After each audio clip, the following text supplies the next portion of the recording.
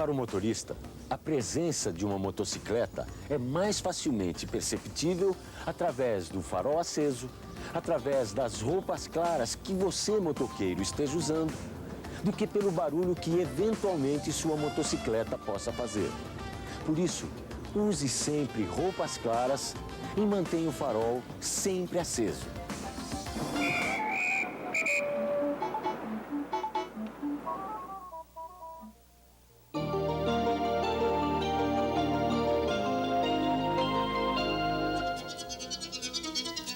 Boa noite, aqui estão os nossos principais assuntos de hoje.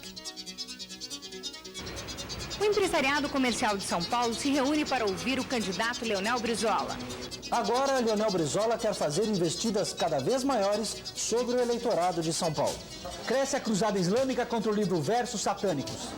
Está difícil encontrar leite nas padarias do Vale do Paraíba, mas a culpa, segundo os produtores, não é do Plano Verão. Até abril, o Congresso Nacional deve votar o novo Código de Defesa do Consumidor, um código que já começa a provocar polêmica. O calor e as chuvas vão continuar amanhã em todo o estado. O Jornal da Cultura está começando.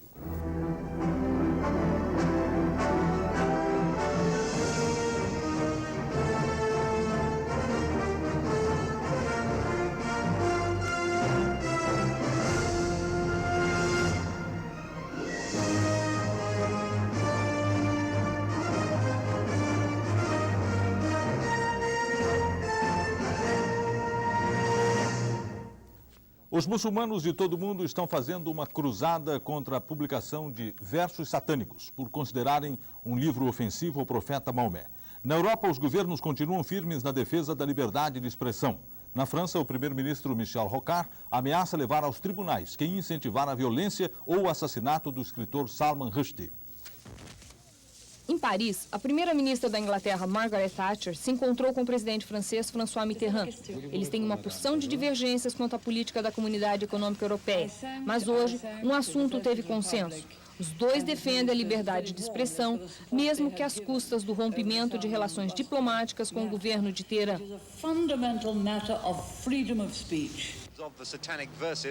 Em Londres, a editora Penguin, que publica versos satânicos, continua sob vigilância policial, especialmente agora que um desconhecido grupo extremista chamado Forças Revolucionárias Muçulmanas do Mundo marcou para os próximos 15 dias a morte do escritor inglês. Os muçulmanos do mundo todo estão a pleno vapor. Todos os dias fazem uma passeata contra versos satânicos e Salman Rushdie. Não faltam caricaturas e bonecos de papel. Hoje, em Londres, alguns exemplares do livro foram queimados.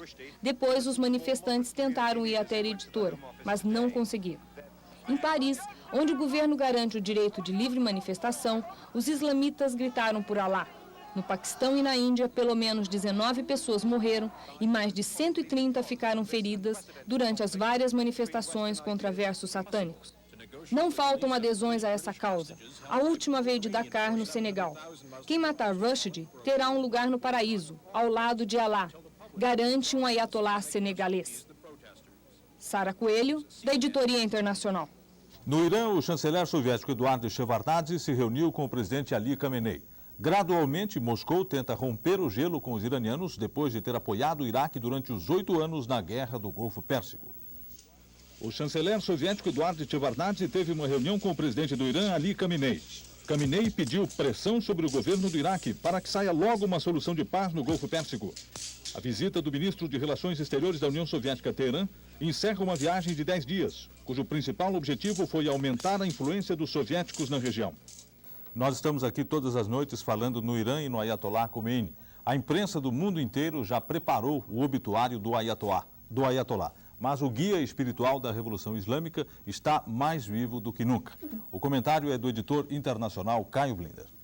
Há alguns meses se dizia que Khomeini só tinha alguns meses de vida, mas ele está ativo como não se via há muito tempo. No domingo, o Ayatollah conversou com o chanceler soviético. É um fato sem precedentes, e a entrevista não foi por cortesia ou identificação com o comunismo. O grande objetivo de Khomeini, no momento, é bombear oxigênio para a Revolução Islâmica. A campanha contra o livro Versos Satânicos é um instrumento muito adequado para tal missão. Nesta cruzada, Khomeini aceita a ajuda de todo mundo, até dos comunistas. O chanceler soviético ouviu com atenção, mas como não é bobo, ficou cauteloso. Ele sabe que Khomeini vive num mundo à parte, no qual comunismo e capitalismo são secundários. A cruzada hoje é contra o Ocidente, amanhã pode ser contra os valores socialistas. O presidente norte-americano George Bush chegou hoje a Seul, capital da Coreia do Sul, última etapa de sua viagem pela Ásia. Houve várias demonstrações de protesto contra a presença de Bush e a polícia sul-coreana prendeu 15 manifestantes. O presidente americano George Bush foi recebido pelo presidente da Coreia do Sul, Roh Tae-woo. Durante as 5 horas que permaneceu em Seul, o presidente dos Estados Unidos prometeu manter em território sul-coreano o mesmo número de soldados americanos que já estão lá. As manifestações de protesto aconteceram porque os que querem a reunificação com a Coreia do Norte acham que a presença de tropas americanas é o maior obstáculo a qualquer acordo com os norte-coreanos. Em Washington, John Tower, indicado pelo presidente Bush para ser o secretário de Defesa dos Estados Unidos, jurou durante um programa de televisão que nunca bebeu em serviço. Tower prometeu que, se for aprovado pelo plenário do Senado para o cargo de chefe do Pentágono, não tocará em nenhuma gota de álcool enquanto estiver exercendo a função. Em Belfast, capital da Irlanda do Norte, um policial reformado morreu em consequência da explosão de uma bomba colocada embaixo do seu carro. O Exército Revolucionário Irlandês, ou IRA, organização de extremistas católicos da Irlanda, assumiu a responsabilidade pelo atentado. Em outra cidade da Irlanda do Norte, Londonderry, a polícia descobriu e desmontou outra bomba colocada pelo IRA perto de uma escola primária. Na Finlândia, a cidade de Savonlinna realizou o Campeonato Mundial de Esculturas na Neve, com 20 participantes representando 10 países. Os campeões foram os americanos, que fizeram reproduções de personagens de Walt Disney. Houve também representações de focas amestradas e de leões feitas por outros ganhadores, os finlandeses e os estonianos. E não faltou um escorregador para os próprios competidores se divertirem.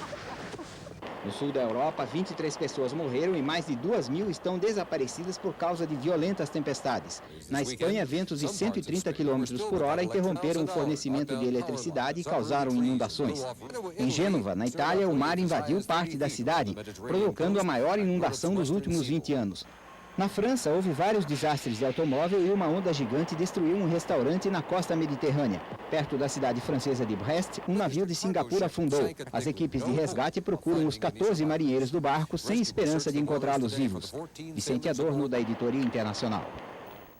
O empresário norte-americano Peter Tripp reafirmou hoje que foi testemunha de suborno na liberação do Bateau Mouche 4.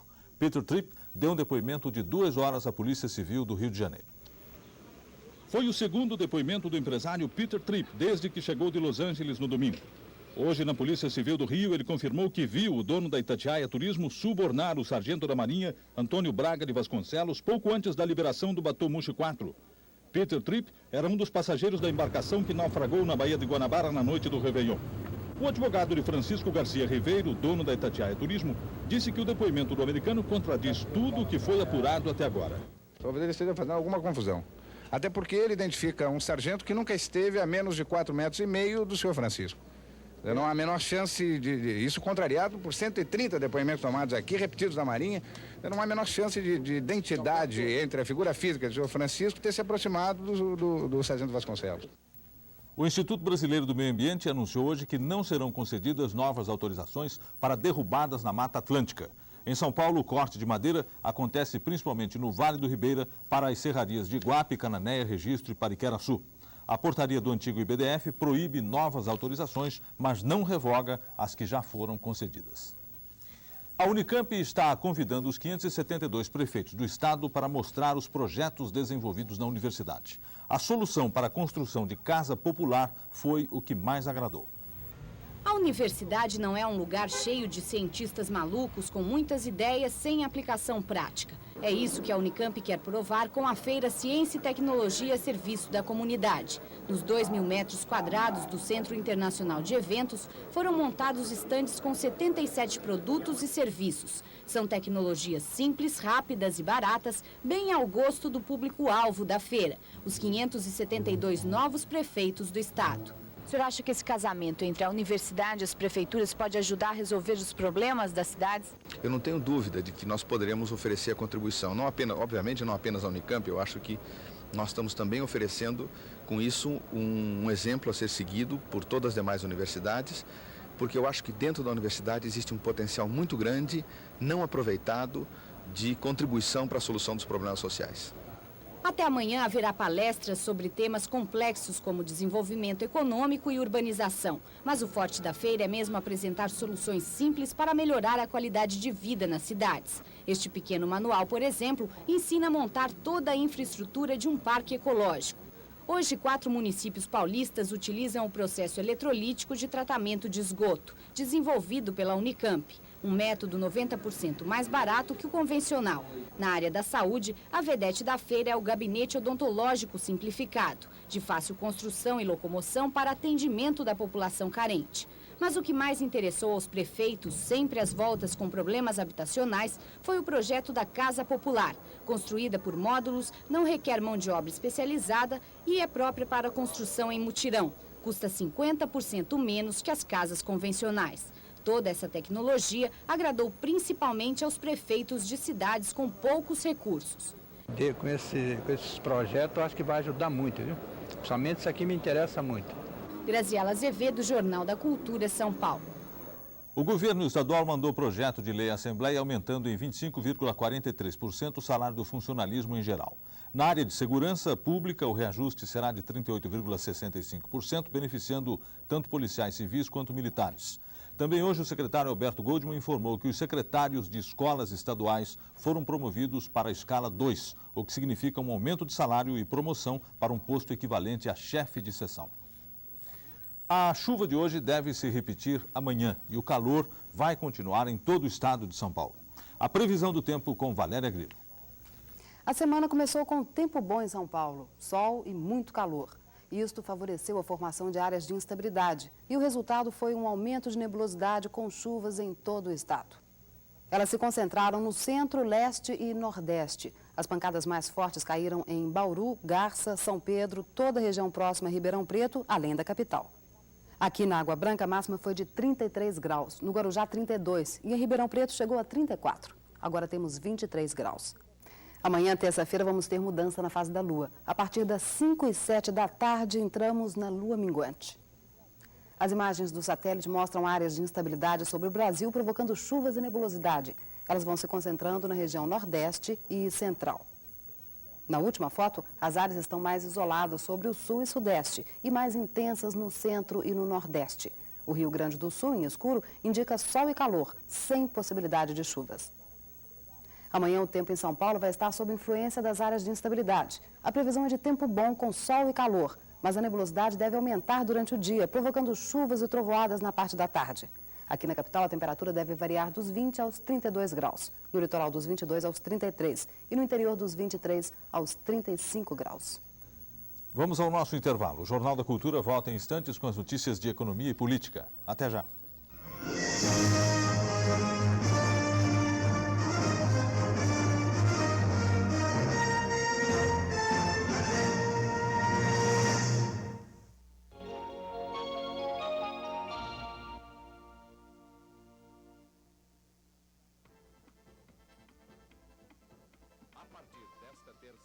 Portugal, no Repórter Especial. A modernização do mais novo integrante da Comunidade Econômica Europeia. Reportagens especiais mostram a vida nas grandes cidades portuguesas. O crescimento da indústria e da agricultura. A força do turismo.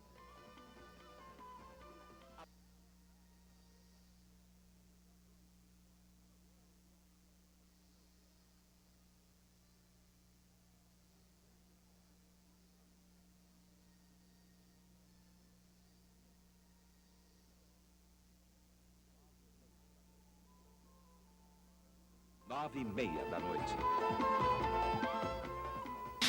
Tá todo mundo nessa de fuçar e conhecer. O Revistinha, a ligação total com a garotada. Mais a saber. Esporte, música, humor, informação e muita gente legal. É a vida da... Revistinha, prêmio APCA de melhor programa infantil. De segunda a sexta, 11 da manhã e 5 da tarde. Revistinha. Nesta terça, Planeta Terra Especial, terceiro capítulo. Os movimentos dos oceanos e continentes. As imprevisíveis variações atmosféricas que trazem tempestades, inundações e secas.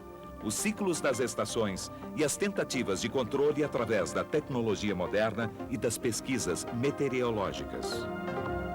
O enigma do clima no 3º capítulo de Planeta Terra Especial, nesta terça, 8h30 da noite.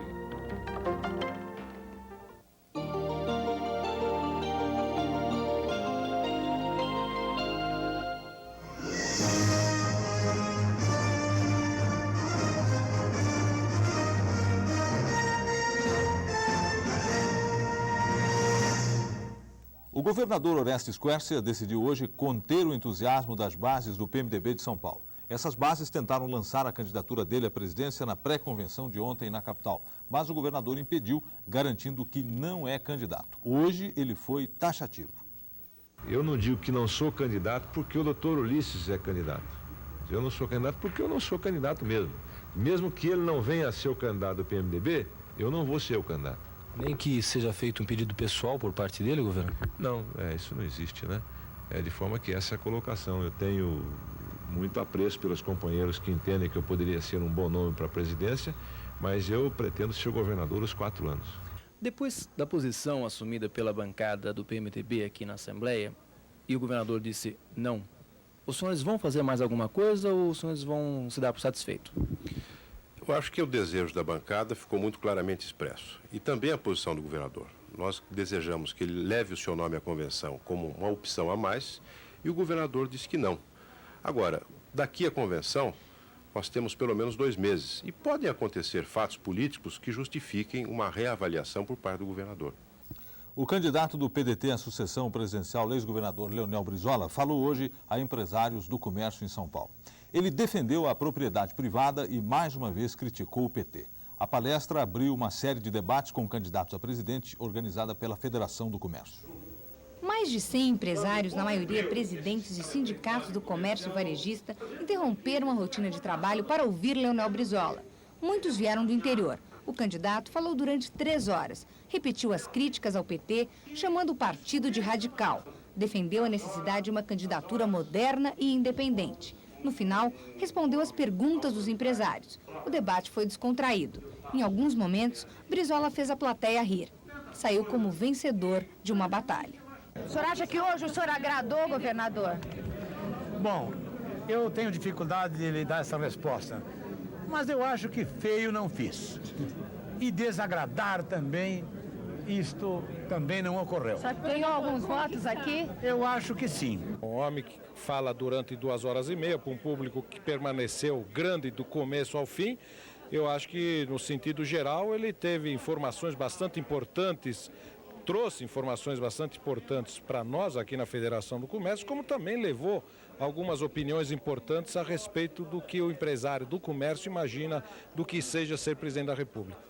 A Federação do Comércio ainda não tem as datas para os próximos debates com os outros candidatos à presidência da República. Há a promessa de que até junho todos os candidatos serão ouvidos sem exceção, mas com certeza poucos serão recepcionados por um público tão atento e curioso quanto o de hoje. Glória de Mônaco, Jornal da Cultura, São Paulo. Aos poucos, o presidenciável Leonel Brizola vai encontrando os caminhos para entrar em São Paulo e investir no maior eleitorado do país. É o que comenta agora o editor de política do Jornal da Cultura, Renato Faleiro. O ex-governador Leonel Brizola sabe que o partido dele, o PDT, é um partido sem expressão em São Paulo. Como então conquistar o principal eleitorado do país? Leonel Brizola acredita que o eleitorado de São Paulo, no primeiro turno, vai ficar bastante dividido com tantos candidatos importantes. Lula, Jânio Quadros, Orestes Quércia ou Ulisses Guimarães, Afife Domingos, Paulo Maluf, Mário Covas e por aí afora. Enquanto isso, Brizola irá garantir o eleitorado de outros estados. É uma estratégia simples que tem sido comentada abertamente pelo ex-governador. Amanhã, a bancada estadual do PMDB avalia os resultados da convenção do partido no fim de semana com o governador Orestes Quércia no Palácio dos Bandeirantes. O governador recuou claramente diante das manifestações a favor da candidatura dele à presidência. A reação de alguns governadores do partido não foi nada boa. Houve críticas no Rio, em Minas, na Bahia e na ala moderada do PMDB. Parece ter ficado evidente que o lançamento da candidatura foi precipitado. É que ainda faltam 2 meses para a decisão final do PMDB. E até lá, muita água vai passar por baixo da ponte.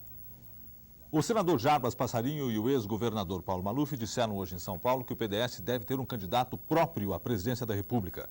Eles decidiram esperar a volta do deputado Delfim Neto antes de discutir a chapa Jânio Quadros Jarbas Passarinho lançada pelo parlamentar em Paris. No encontro de hoje, os dois presidenciáveis do PDS procuraram superar algumas divergências e decidiram que não irão se enfrentar na convenção que vai escolher o candidato do partido.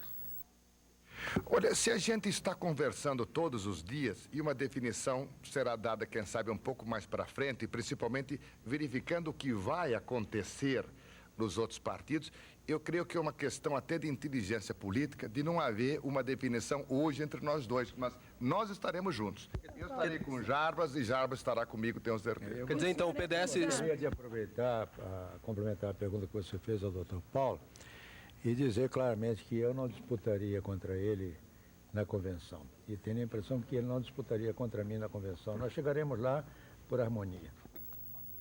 O ministro das Comunicações, Antônio Carlos Magalhães, passou hoje por uma série de exames no Instituto do Coração aqui em São Paulo. O ministro, de 61 anos, sofreu um infarto de madrugada na Bahia e foi internado no INCOR. O repórter Sérgio Roberto Ribeiro tem outras informações.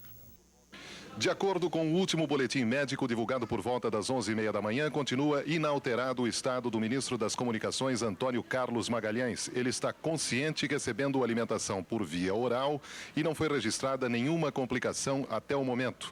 De acordo com a equipe médica que o acompanha, ele deverá permanecer aqui no Instituto do Coração por 15 dias e depois disso deverá ser submetido a uma cirurgia para implantação de 3 pontes de safena. Hoje, durante o dia, vários amigos, empresários, políticos estiveram presentes aqui no Instituto do Coração, mas o ministro continua sem poder receber visitas. A divulgação do próximo boletim médico está marcada para amanhã, às 11h30 da manhã.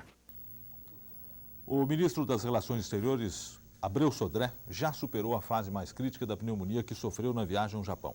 O chanceler, de 70 anos, estava gripado já há uma semana. Isso enfraqueceu a resistência do pulmão esquerdo e abriu caminho para a pneumonia. Segundo os médicos, o pior já passou, mas Abreu Sodré, que voltou hoje de manhã para São Paulo, deve ficar em repouso por mais 7 dias. O presidente Sarney chegou hoje do Japão. Na base aérea em Brasília, reafirmou que as negociações da dívida são independentes da questão ambiental e falou sobre as relações do Brasil com os Estados Unidos. As nossas relações com os Estados Unidos, elas não passam por um bom período, mas nós não temos de nenhuma maneira nenhuma sombra de qualquer ameaça que elas possam chegar a um nível ruim para os dois países. E eu acredito que o meu encontro com o presidente Bush foi muito importante no sentido da regularização dessas relações, uma vez que eu tive a oportunidade de dizer que nós precisávamos ter uma agenda positiva e não uma agenda negativa como vínhamos tendo nesses últimos anos. O presidente também acusou o Banco Mundial de estar invertendo seu papel na economia internacional. Sarney disse que o BIRD está tirando o dinheiro dos países em desenvolvimento em vez de ajudar o crescimento desses países. E citou o caso do Brasil, que recebeu 200 milhões de dólares do Banco Mundial e terá que pagar 1 bilhão e 700 milhões. O comentário é de José Alquiuso. Olha, essa questão com o Banco Mundial está bastante complicada. O BIRD prometeu emprestar ao país 500 milhões de dólares para investimentos no setor elétrico, num contrato feito com a Eletrobras. Ocorre que no meio do caminho, o governo decidiu extinguir a Nuclebras e a usina nuclear de Angra ficou sob a responsabilidade da Eletrobras. Aí, o Banco Mundial suspendeu a liberação do empréstimo com receio de que o dinheiro fosse utilizado na usina e preocupado aí com a preservação do meio ambiente. O pior dessa história é que no acordo da dívida externa assinada no ano passado, ficou definido que os bancos credores só dariam dinheiro novo ao Brasil se o Banco Mundial liberasse antes o empréstimo para o setor elétrico. Agora, a situação nua e crua é a seguinte: o Banco Mundial não quer dar o empréstimo e os bancos credores, cumprindo um acordo, não querem dar o dinheiro deles. Só aí são quase 2 bilhões de dólares que o Brasil está esperando desde o início do ano. O ministro do Desenvolvimento Industrial, Ciência e Tecnologia, Roberto Cardoso Alves, se defendeu hoje das acusações que vem recebendo nos últimos dias. O ministro está sendo apontado como responsável por operações irregulares na exportação de açúcar e café solúvel. Ele também vem sendo acusado de facilitar vistos de entrada no país de imigrantes chineses para beneficiar despachantes de São Paulo. No sábado ainda surgiu uma outra denúncia. Em sua coluna no Jornal do Brasil, o jornalista Ricardo Noblat disse que Cardoso Alves carrega uma metralhadora portátil em sua maleta. Hoje o ministro chamou os acusadores de vagabundos e disse que são eles. Isso é uma orquestração da esquerda radical, de jornalistas sem nenhum escrúpulo e que tentam me atingir. Mas o senhor não pretende renunciar do governo? Renunciar ao governo por causa de vagabundo? Que isso?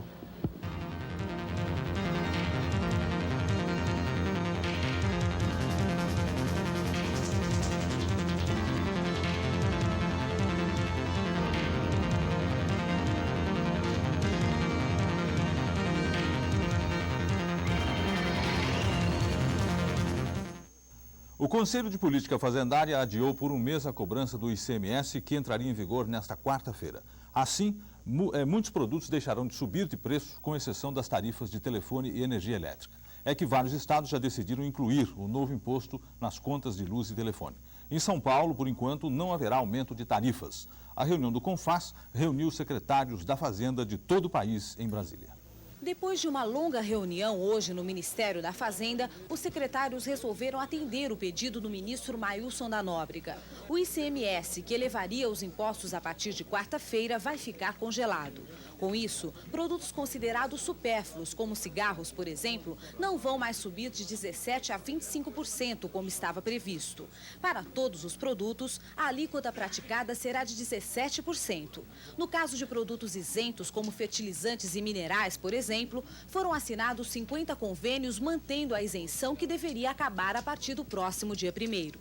Mas em alguns estados, as tarifas de telefone e energia elétrica vão subir. É que o imposto único foi substituído pelo ICMS, mas o ministro garante que no caso da energia elétrica vai haver compensação. A carga tributária que incide sobre a energia elétrica vai ser reduzida, porque hoje existem alíquotas do imposto único sobre a energia elétrica superiores a 17%. Não haverá necessidade de alterar a tarifa, mesmo porque os estados decidiram manter a isenção que hoje prevalece no imposto único para consumidores de até 100 quilowatts mês. O secretário da Fazenda de São Paulo afirma que o estado vai ter no mês de março um prejuízo de 25 milhões de cruzados novos. Mas, segundo ele, não vai haver aumento de preços para os paulistas. Nós temos reduções do imposto do ICM em São Paulo para o pão, para o arroz, para o feijão, para as carnes e para o sal. Isso aliado a algumas isenções que foram mantidas hoje pelo CONFAS, como sobre hortifruti e granjeiros, sobre ovos, sobre o leite, vai beneficiar evidentemente o consumidor do estado de São Paulo. Os impostos permanecem assim até o final do mês que vem. Mas antes disso, no dia 28 de março, o CONFAS se reúne novamente para avaliar os efeitos das decisões de hoje. E manter essas decisões depende de dois fatores: da continuidade do congelamento instituído no Plano Verão e da avaliação que os secretários vão fazer dos ganhos ou perdas de cada estado. Margarize Corrêa, Jornal da Cultura, Brasília. Aumentou o desemprego na Grande São Paulo durante o mês de janeiro. De acordo com a pesquisa mensal feita pela Fundação SEAD e pelo Diese, o número de desempregados subiu para 712 mil pessoas no mês passado, contra 695 mil em dezembro. A mesma pesquisa mostra também que no ano passado o rendimento dos assalariados caiu 2,2% em relação a 87.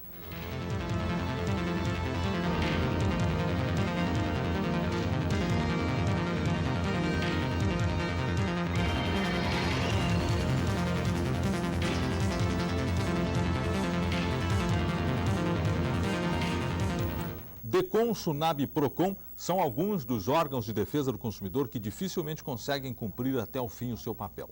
Além da falta de fiscais, esses órgãos também esbarram geralmente na morosidade da justiça. Essa situação pode mudar a partir de abril, quando o Congresso Nacional votar os projetos de criação do Código Nacional de Defesa do Consumidor. A reportagem é de Zileide Silva.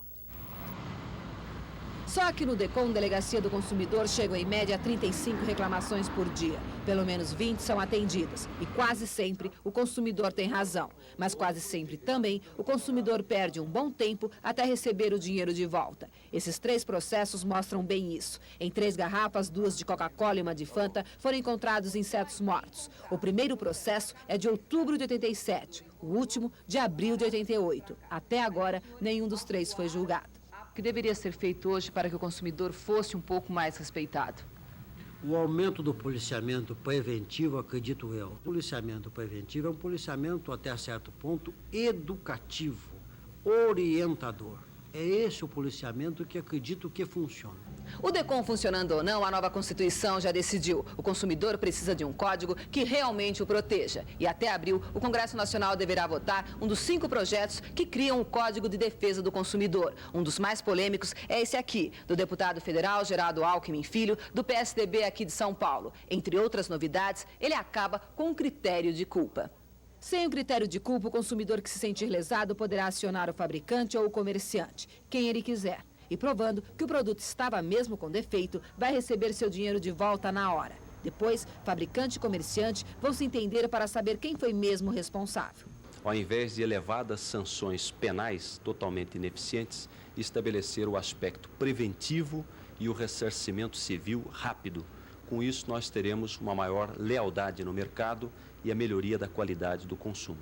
Comércio e indústria não gostaram da novidade. E hoje a ABINE, Associação Brasileira da Indústria Eletroeletrônica, chamou o autor do projeto para discutir esse e outros pontos considerados polêmicos. Os empresários garantem que, do jeito que está, essa lei não pega.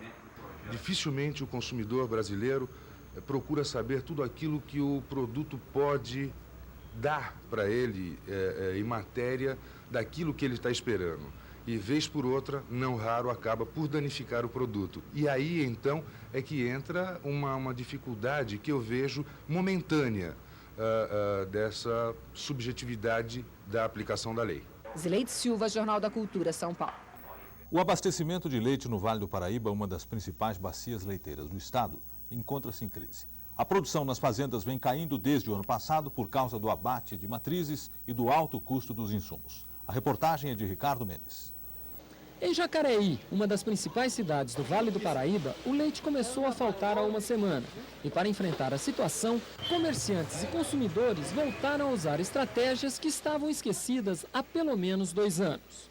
Eu estou repartindo. Quem pede 2 litros, leite C, eu dou um C e um B. Eu reparto para servir a freguesia, né? Tem casas aí que é 3, 4 litros de leite, entendeu? Então tinha que vir um da família, comprava um. Vinha outra pessoa, comprava outro, para poder manter. Está escondendo o leite para aumentar o preço, é o óbvio, né? A cooperativa de laticínios do Vale do Paraíba nega que esteja escondendo o leite e que a falta tenha qualquer relação com o Plano Verão, porque o aumento dado antes do congelamento agradou ao produtor. Na opinião da cooperativa, a explicação é outra. A produção é que está baixa. A cooperativa esperava receber em fevereiro 58 mil litros de leite por dia, mas os produtores estão entregando 48 mil litros, 18% a menos. De acordo com os diretores da Colap, o motivo da queda de produção começou no ano passado. O produtor, pressionado pela baixa rentabilidade e pelo alto custo da ração, achou que ganhava mais dinheiro vendendo a carne da vaca do que o leite.